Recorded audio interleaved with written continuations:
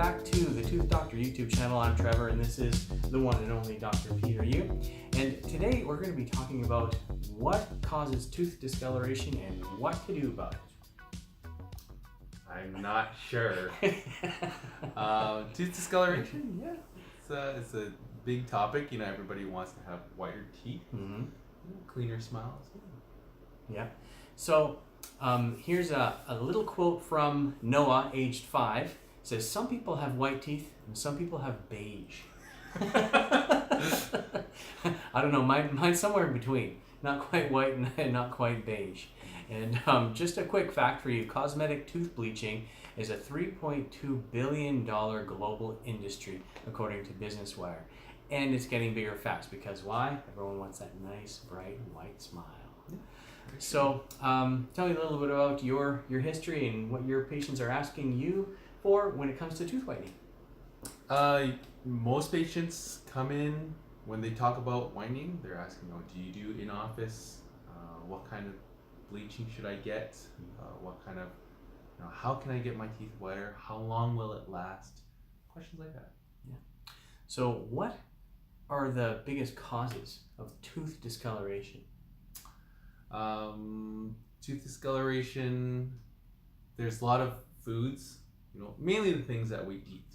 Okay. Red wine, spaghetti, sauce, tomato sauce. Coffee, I'm a bad one for coffee. Yeah, coffee, smoking. That's why a lot of kids have nice white teeth. It's when you get older, in those habits of different foods that we eat. Now, one of the concerns that leading to that is, how we keep our teeth clean. When we aren't taking care of our teeth, then the plaque starts to sit on teeth.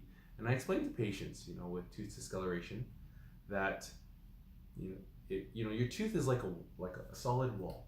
Okay. And as you continue to have plaque just sitting on your teeth, they start to make holes. Oh. So don't think of it like a wall. You have to think of it like Swiss cheese, right? So little tiny holes in there. And that's how the stains kind of pick up onto your teeth. Okay. They get inside those holes, and that's what causes your teeth to get darker at times. Oh, okay. So if there was a worst culprit, what would that be? Worst culprit? I'm going to take a stab at it. Is it smoking? I'm going to say smoking's probably one of the worst. Or maybe chew tobacco.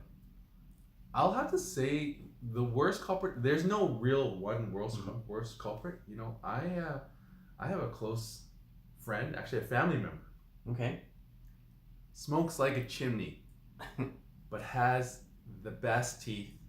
And when I first met, I have to say this person, because obviously I don't want to give it away in a sense, but this person had the best looking teeth I've ever seen. Wow. Not a single filling, no stain, but smoked like a chimney. Why? Because they kept their teeth. This person brushed quite often, just very diligent in terms of keeping their oral clean.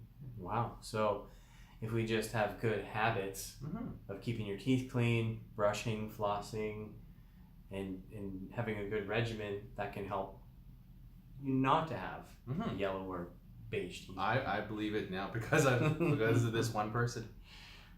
Okay, so going back to the toothpaste and the gums, how effective are those things? I actually heard from someone, which I can't say who. I'm sorry, I know this sounds very vague, but this person actually was a sales rep. Okay.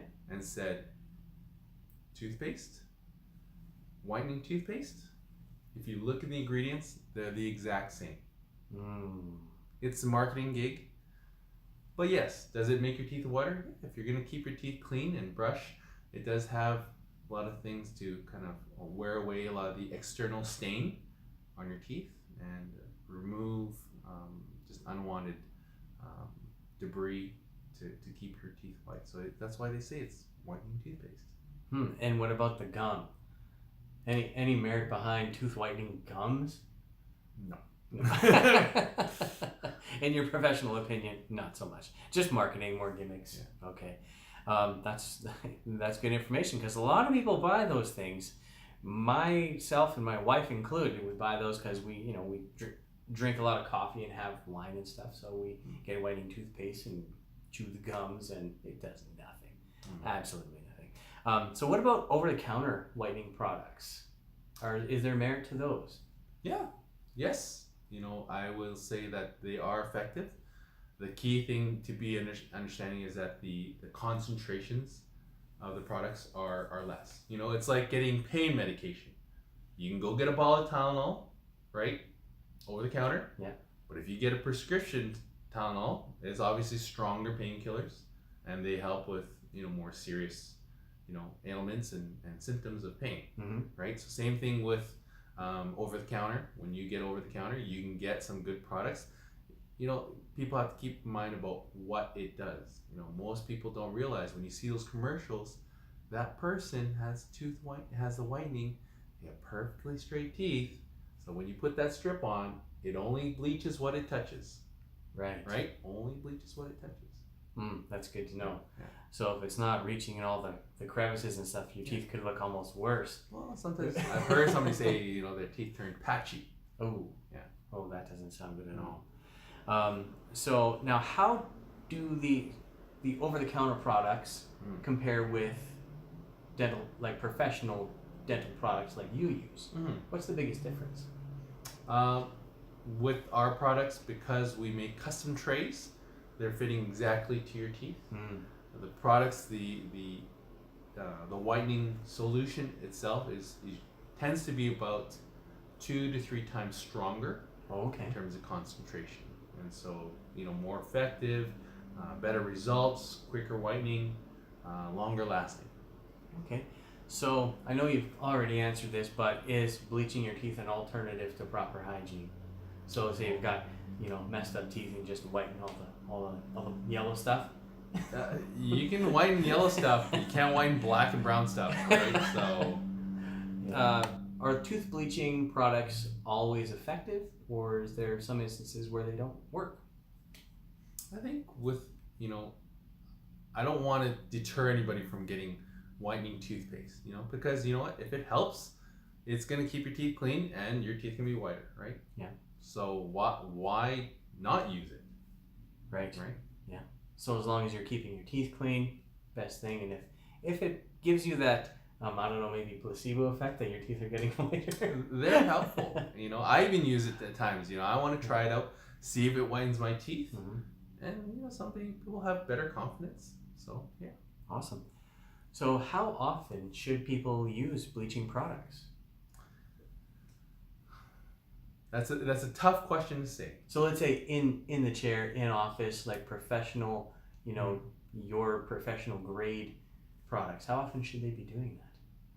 Well, when you whiten your teeth, when we give patients our trays and they go home and use it, usually you're using it for 1 to 2 weeks, and it'll last anywhere from 4 to 6 months. Okay.